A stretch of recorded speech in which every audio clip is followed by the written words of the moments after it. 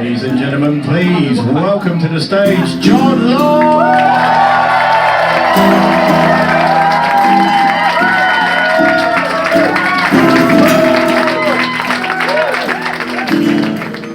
I had a job for years. Sorry. I had a job for years working at the tip, giving tours of a recycling centre to curious local residents and furious local school groups. It was a good job, seeing all the weird shit you lot throw away. Can't recycle bullets, no.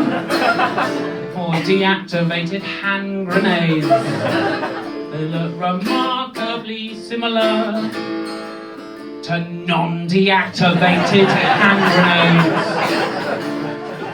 grenades. Shat myself, very hard at work. The environment may be a popular topic with commissioners, but it isn't with audiences. The climate crisis, it turns out, is not a laughing matter. You have to employ all sorts of methods just to approach it as a topic.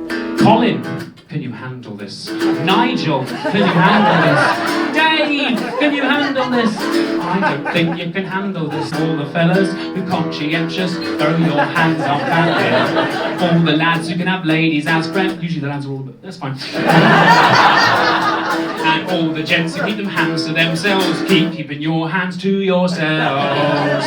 Charlie, you know your angels get equal pay. Well done, Charlie, for being an equal rights employer. No, honestly, because the private investigation game is extremely male-dominated. Well done, Charlie, for hiring women in those roles. Because I know I'm going to be talking about climate change, I decided to start up top with a song about toxic masculinity, which is the only other subject more of a bummer than climate change. And I've done that so when I now go back to the climate crisis, you're all going to think, light relief. I've been reaching out to others who make eco-themed work for advice. Well, I'm working on a project at the moment about think tanks, and we're trying to punch up actually, and we're trying to say, because think tanks are so much behind the misinformation, and they literally write the texts, the narrative for our right-wing government, and then that becomes policy, like the new police bill that was framed by the Policy Exchange, for example. And so we were thinking, well, how do you go to the heart of the beast? And comedy is really important there, and the kind of extremes that comedy can embrace, because people sort of switch off with lectures, don't they?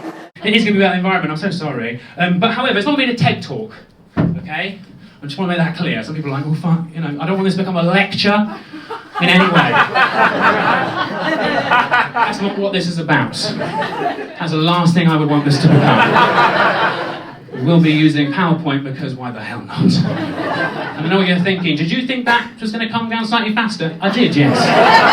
Comedy is best when you're punching up, not down, particularly if you're trying to make a point. And punching up is easier if you lower your own status on stage. This can be achieved by screwing up, which I do constantly and always on purpose. Credit for it, because it's not real. I mean, it is the... Oh, fuck this, sorry.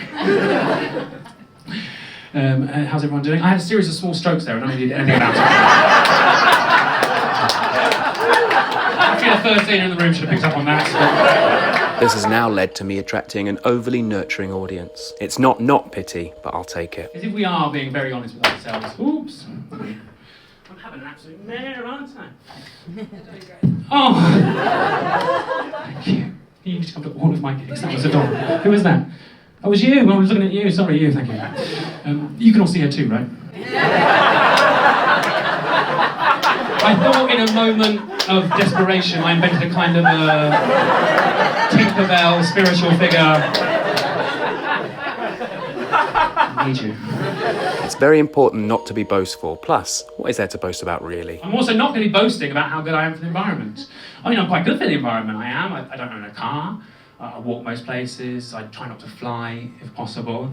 I don't buy any unnecessary products. But I won't be boasting about these things, okay? Because I haven't done these to be better for the environment. These things are all byproducts of the fact that I am broke. It's not by design. If I was rich, would I be this good for the environment? No!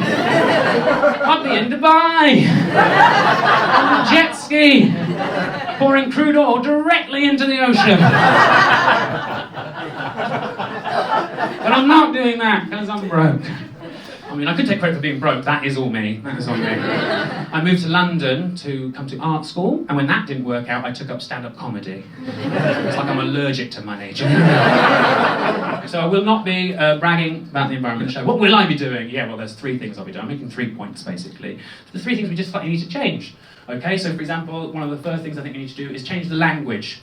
And when I say that, I mean the kind of doom and gloom kind of language that now pervades the climate crisis discussion. And I'm not pointing fingers at anyone other than myself, by the way, because when I first started writing a show about the environment in 2019, this was my show.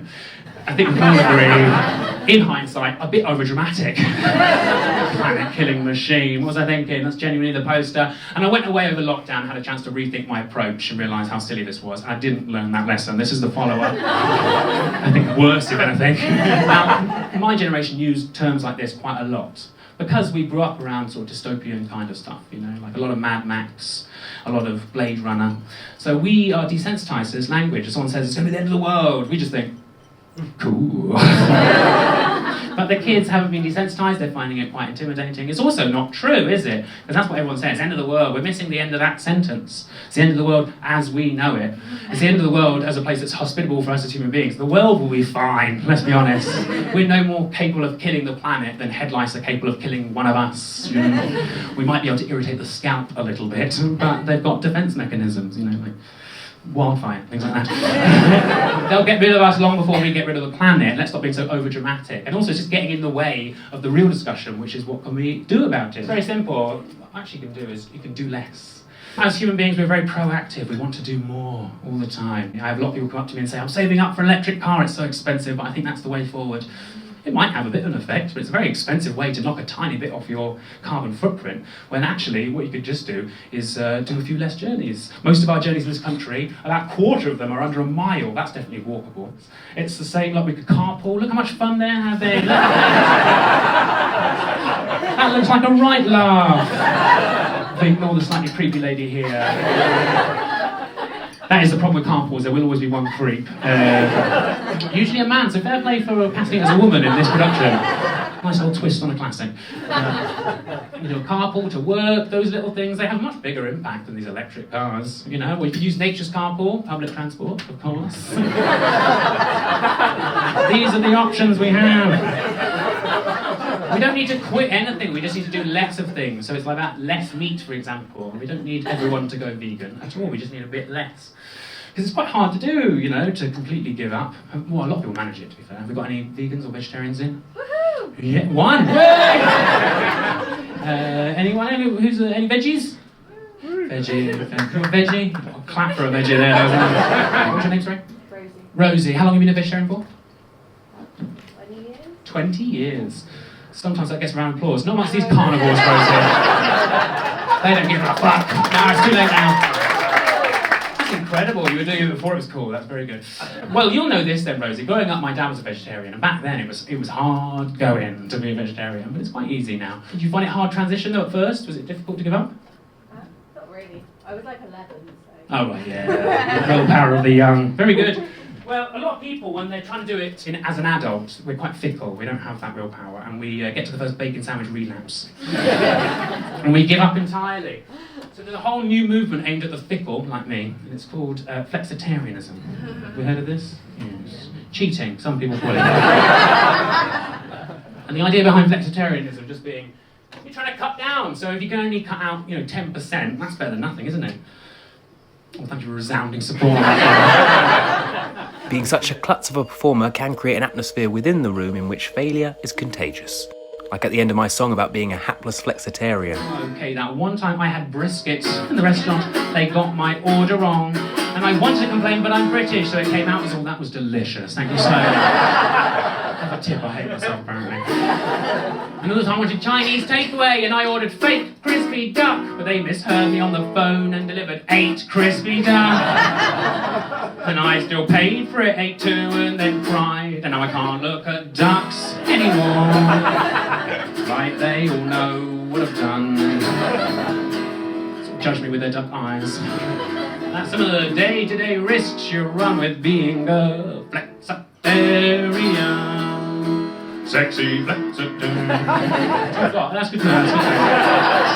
Trying to make it sexy. That's not in my repertoire. Which is supposed to end with a very simple bit of audience interaction. And that guy at that party, I could have really judged him back. What I didn't tell you about that guy, he was a white guy with dreadlocks. Yes. I'm sorry, mate. Just because you smoke weed, it doesn't make you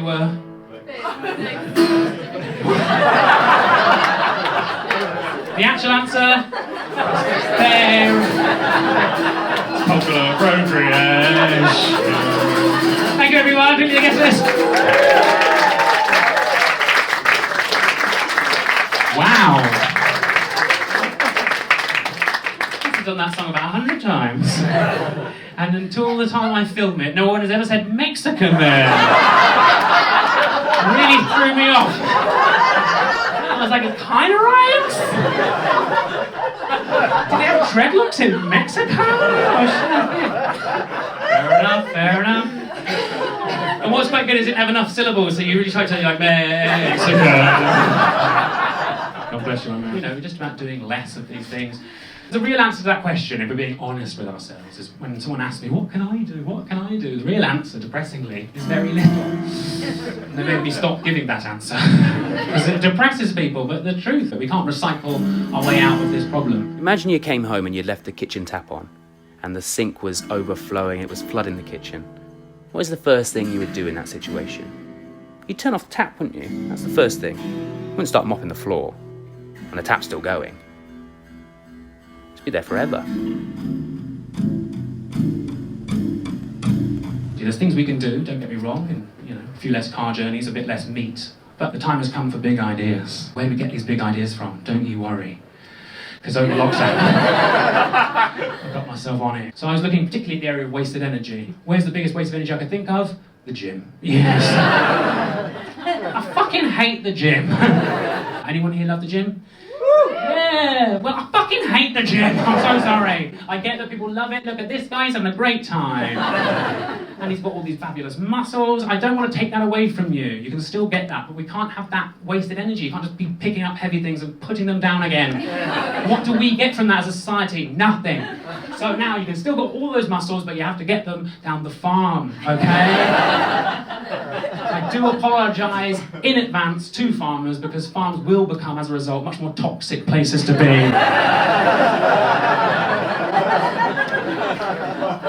At least we get something out of it. Spin classes, what a waste of energy that is! Why are these machines not hooked up to some sort of dynamo? We could be powering all sorts of things from spin classes. We could be powering our homes, we could be powering industry, even transport.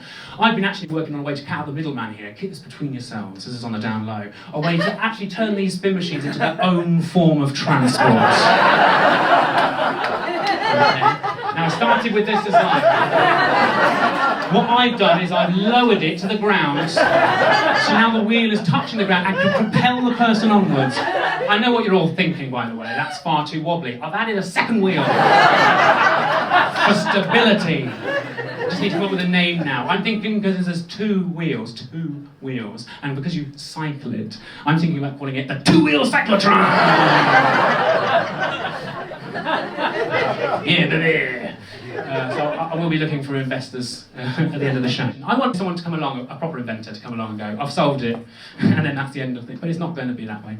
Unfortunately, the same with lowering your own carbon footprint. The answer is always quite boring, like do less. It's the same on a macro level. The real answer is we're going to solve it with things like just governments writing legislation and all this boring bureaucracy. And so that's why it can't be solved at home. We need to address the top. How do you do that? How do you hold governments to account? I mean, we could do it this way. This is controversial, I know. We could do the Just Stop Oil, for example, protesters like this. They've decided to hold governments to account. And that's why they're so annoying. People ask me, aren't they so annoying? Yes, they are annoying. But they're annoying by design, okay? I kind of admire them for that. What we wanted to do when we started Extinction Rebellion was to start a protest movement or a resistance movement that would be firstly sort of inclusive. We've had lots of people come out and say, I am a nurse, I am a doctor, I am a teacher. Some people saying, I'm an executive, I work in the city and I support these guys. You know, people show up in their suits. It's important that the identity isn't a barrier. The climate movement is built by people who believe that giving a future to the next generation is the right thing to do. It's completely normal, and that's what people need to understand, is that we're just normal fucking people that don't have a lot of resource, so we use our bodies. I couldn't be these people here because I care far too much about what these people think of me. I care so much what people think of me, so much. And I shouldn't, and I know I shouldn't, but in my defence, I grew up with a mother whose catchphrase is, well, what will people think? What will people think? When I met Claire, I envied her attitude. I expected it to make me feel guilty for not doing more myself, but actually, it made me feel better, seeing it up close and thinking, well, that's just something I don't have within me. Are you too ambitious in the speed of the transition you think can be made?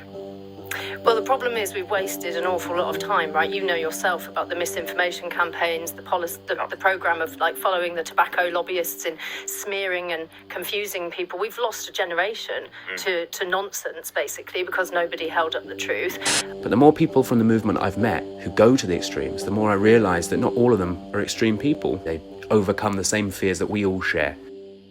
And that made me feel inactive. I mean, I have been part of XR for 5 years, and I have been arrested and stuff like that. So I put myself in situations, where I never thought I would before. It's really weird what getting involved in something, where the journey it sort of takes you on. Like, I feel it really changes you. In the meantime, there must be something we can do, something any of us can do, because we all want to help.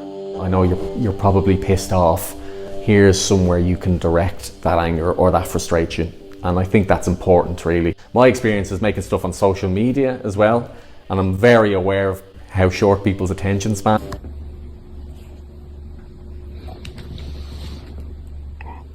And then tell them where to go afterwards, and just keep it plain and simple. So, if you're too shy to be a climate activist, how can you do it? How can you hold people to account? Well, this is my recommendation. It's these people here, Client Earth. But one of the facts that really shocked me is only 3% of our philanthropic giving in this country goes to eco charities. Okay, 3%, that's really small.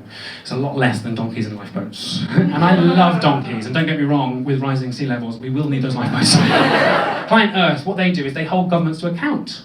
Because governments have got this new trick, right? They'll say they're going to do something, and then they'll just not do it. Very clever move. Those plans will be scrapped. And so what Client Earth do is they hold them to account using the most dangerous, deadly, devious weapon known to man. They use lawyers, baby. Have we got any lawyers in the room? No, good. Look at these bastards! Look at him especially, I hate him. But we need lawyers that get shit done. So Client Earth, they hire lawyers to sue governments.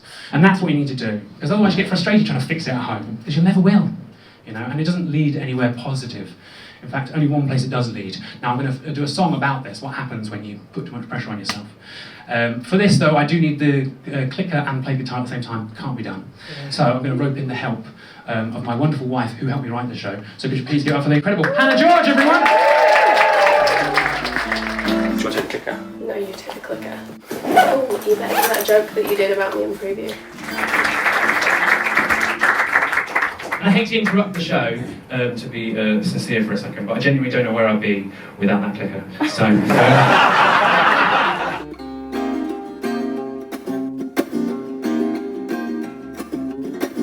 this is a song called Ban the Plastic. Okay. I was watching Blue Planet 2, there was plastic in the sea. Some got stuck inside a whale, it was so sad to see. So I say, ban the plastic, ban it now. That's a simple message that we can all get behind, easy. But then I took a look at all the plastic around me, from my helmet on my head to the pads on my knees.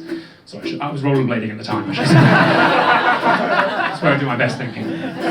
These things, they were built to last, and they were once made up of way worse stuff in the past, like the pool balls, the piano keys, once made of ivory. Surely worse than plastic, I think we can agree. Yes, I think with plastic, it's mainly just the ones that we use just once that we need to ban today. So now I say ban the single-use plastics, ban them now. So, okay, it's a bit more complicated, someone had to explain this to me. They said the plastic is actually a very useful tool, let's not throw the baby out with the bathwater. But single-use plastic does need to go. So, it's still pretty simple. I took a look at all the plastic-wrapped fruit, where the plastic is sometimes a necessary evil. Forms a lightweight, airtight seal, means your fruit gets to you, still with all its fresh appeal. To replicate that same seal without plastic, you'd need tin or glass. And the extra weight of those containers shipped across the globe as freight means a rise in the carbon footprint en masse. Now I say ban the food shipped round the globe, only eat locally sourced. So this is what blew my mind. Apparently plastic isn't the problem at all, it's a symptom. Still pretty simple though. What I just do is I prioritise stuff grown in the UK. Easy. Then I went to a conference on being more green, and at lunchtime the instructor came up to me and said, those red cherries you're eating, they ain't in season. Where'd you get them from? Says they were grown here in the UK. Well, I'm sure they were, but in a hothouse, and they have a higher carbon footprint than shipping them in from, say, Spain, where it's red cherry season now anyway. Fine? Yep. Fine. Fine with that. I can incorporate that in, that's fine. I guess now I say ban the food shipped round the globe. Only locally sourced and seasonally. And if you do have to get something out of season, see if you can get it shipped from a nearby country at lower environmental impact from a hot house nearby. Ban it now. You know, imagine getting that printed on a tote bag. Do you know what I mean? Which we will be selling after the show, to be honest. It's just a bit much, a bit complicated. Is it always complicated? Yeah, especially with food. You always think it's going to be the local stuff, but not always. Like, for example, lamb. It's actually better to get it from New Zealand than Wales. What the fuck are you talking about? Other side of the world. I know, but they rear it in such an environmentally friendly way, it offsets the journey. Right, so I'm getting all my meat from New Zealand now. No, just lamb. But just cut that meat altogether if you can. Fine. What about fish? No, that's okay. Good. I love fish. Love prawns. No, not prawns. What's wrong with prawns? They're worse than pork and chicken combined. What are you talking about? Yeah, it's just overfishing, modern slavery. Don't look into it. It's a bummer. Okay. Is all this complicated and depressing? Yes, it is. I think I'm getting the hang of it. Then the instructor came up to me and said, well, actually, and I said, no, not actually, I've had enough, I've had it up to here, which isn't a crash joke about rising sea levels. I wouldn't do that to you. My point is, I've had enough, particularly of the pointy finger business. That has to go. Are you doing your bit for the environment? Well, yes, but bit is the operative word there. What the fuck can I do? I'm reading about how there's 5 companies responsible for like half of global emissions, and you're coming after me? Fuck off. I'm not the CEO of Coke, you cunt. What can I do? It also makes you think that humanity's clearly the problem. We're clearly a cancer on the earth, and the solution has been staring us in the face the whole time. The answer, clearly, is kill all humans. I think we all know that. Now, obviously, I'm angry, and I don't mean that, and please don't take a picture right now. I think like that was... You already did, Dan. Damn it! I'm being dramatic. What I, of course, mean is sterilise all humans. That's what I actually mean. I genuinely think we could do this. We take all that money we've had saved up for the future, we distribute it evenly amongst all the people on the earth, we're the last generation, and we go out in a blaze of glory. Who's with me? Let's burn the fucker down! Burn it down. Thank you, everyone. You've been lovely. Thank you so much.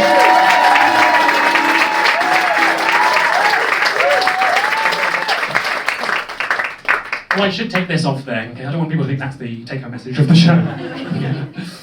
We've been exploring the landmark court case in Montana, where young climate activists challenged the state's promotion of fossil fuels and won. Montana has this very unique clause in its constitution, which says that citizens have a right to a clean and healthful environment. And Judge Kathy Seeley agreed with them. There's several other youth cases that are going. There's a lot of litigation against fossil fuel industry. So it's already starting to happen. So give your money to these wonderful people, and they're already having an effect. Please, for heaven's sake, if you have any spare money, invest in the 2-wheel cyclotron. I need your money. These guys like it, and they seem very cool. And when it comes to being at home and doing your bit to lower your own carbon footprint, just do a bit less. Okay, you know, that's all it is. A bit more walking and a bit less driving. Eat a little bit less meat, let's all be a bit more like Rosie. And let's do it for the environment. Okay, everyone, you've been lovely. I've been Jon Long. Goodbye! It'll be fine. It's not the end of the world. The world will be fine. It'll all be fine. We might not be fine, it's not the end of the world. It'll all be fine. It'll be fine, it's not the end of the world.